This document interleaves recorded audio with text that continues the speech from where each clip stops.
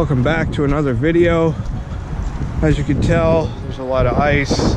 It is above freezing, which is absolutely delightful. Ignore any and all salt stains you see because, well, you know, winter and life and whatever.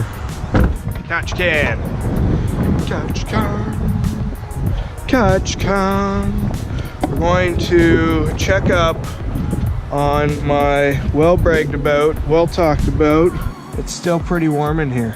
I do my best to tuck a rag in here so that the mess is minimal and contained. I'm really hoping she ain't full. We're talking 4,000 kilometers. At quick math, that's 2,400 miles. About 2 months of daily driving. Put some gloves on just in case. Yeah, and yes, these things were brand new. I just opened them up. I don't know how easy or difficult this thing's going to be to take off. Holy Batman. Alright, just for transparency's sake, I'm going to pour this awful crap out. Oh my god, it's almost nauseating to look at. I'm going to wipe out the catch can. I don't exactly know what I'm doing, so some of this is guesswork, but to me, wipe it off.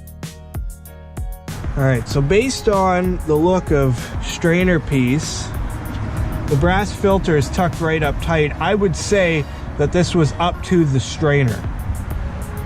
So I would say it was probably at its maximum capacity to allow things to do what they do and keep everything clean.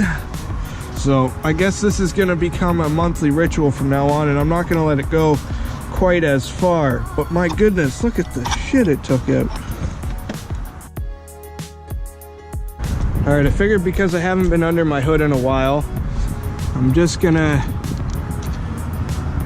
touch up everything and make sure everything feels great now that it's had a good, you know, bazillion mile break-in and everything has settled and everything has sorted itself out.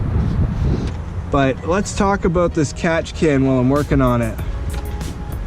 It's a pretty good amount of money, probably 300 Canadian, 250 American, give or take a few bucks. As you can tell, installation flawless. Everything looks and works perfectly on it. It actually dresses up the engine compartment nice. I went with the red hoses, red car. I thought it would add a few red flares that I'm going to try to work through the engine compartment.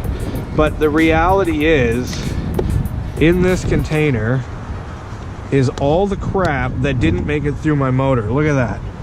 Look at that. When you, it's like water, sand, nasty oil. Look at that.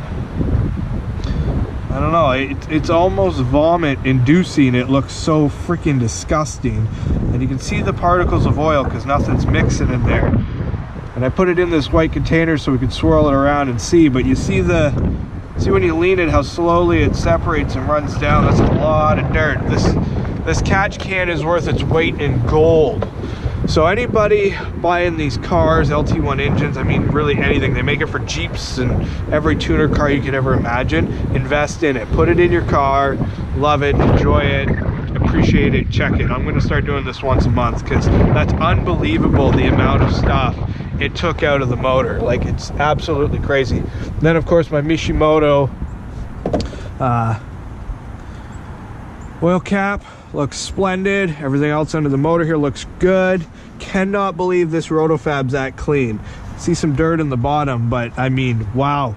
It's done a spectacular job keeping crap out. It seals the hood much better than I had anticipated. And from the looks of it and the dirt, that's all coming through the intake hole in the bottom, which can't do nothing about. And I'm okay with that as long as it's doing a good enough job. So until next time, guys, take care. Enjoy your cars, look after them. I'm doing the best I can do. I know the salt sucks, but once I get this thing cleaned in the spring and waxed up, you'll never even know. Part of owning these cars is loving them and enjoying them and driving them. And I can honestly say, aside from myself and a handful of others, not too many people will enjoy their 6th gen Camaros more than this guy. So until next time, take care, guys.